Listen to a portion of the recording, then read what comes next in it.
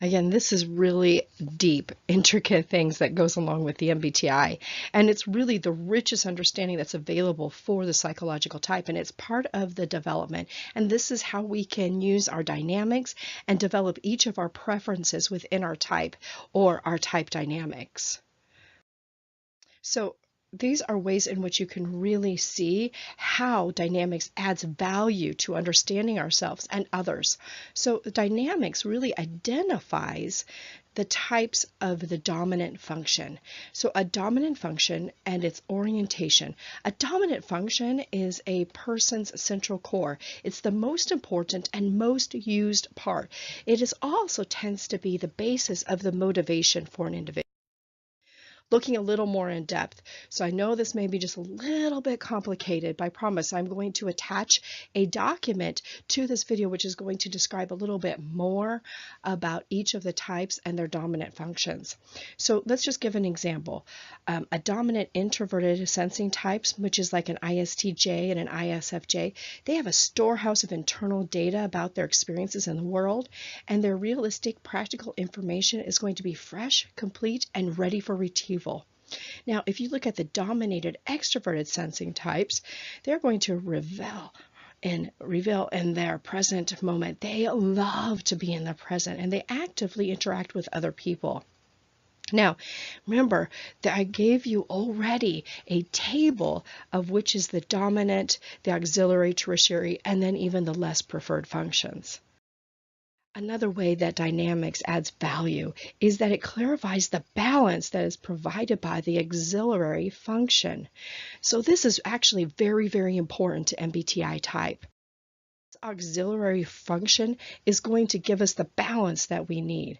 It's going to give us a balance between perception and judgment. So if your dominant function is sensing or intuition, which is part of that perceiving function or that perceiving process, the auxiliary function is thinking or feeling, or vice versa. It just has to be, right?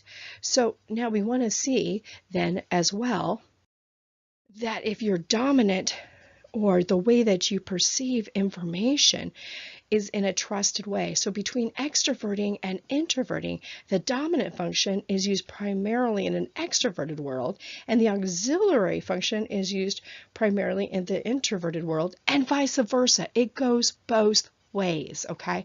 So again, this goes back to that original video we were talking about where you have your dominant function. And remember, if your dominant function is introverted, that means that although you use it the most, what you show to the world is not your dominant function, but maybe more of your auxiliary function.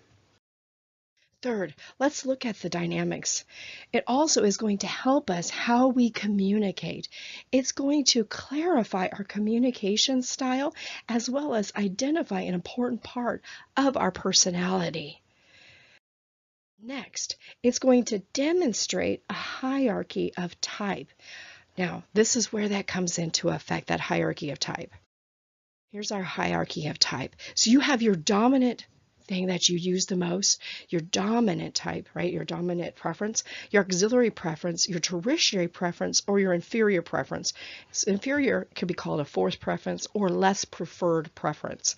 So for instance, if you were an ESFP, you're going to do sensing first, then feeling. Then you might look at thinking, and very last, you would look at intuition.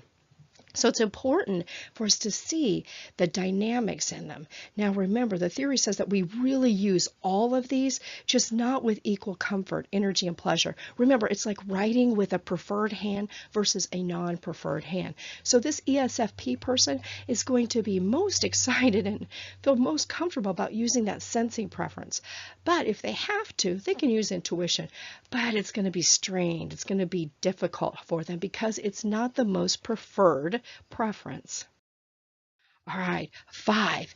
When we look at the dynamics of our personality type, we can also see that this is going to indicate how a type is going to react in distress or stress, it's going to exaggerate the dominant function. And under really extreme stress, in a grip of stress, or like when you feel like you're out of control, what's going to appear is that inferior function. All right, so let's go back to that ES that we were talking about before. What happens? That sensing person, that's their dominant function, right? But when they are in the grips of stress and they feel completely out of control, I'm sure everybody has felt this way, out of control at one point or another in their life, that's when intuition comes in, and you're going to be able to see an exaggerated form of intuition in their personality as their inferior type. Lastly, the dynamics of the personality model shows us that there really is a model for lifelong development. And I'm going to include some more videos on this because this is really important. So during the first half of your life, you're going to put all of your energy into engaging and building and developing the dominant and the auxiliary functions.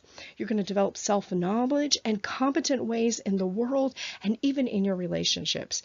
During your midlife, this is when you tend to have a little more confusions and opportunities. We call that a midlife crisis, right? All right, so this is when life has become less satisfying and identity itself sometimes is questioned. And finally, it comes to increasing access, or the last part of our life is where we're going to access those less used preferences, the tertiary and the inferior functions. This is when we get to develop, right, and become a whole person. So this theory of psychological type includes the urge to grow, and it provides a model for both development and dynamics.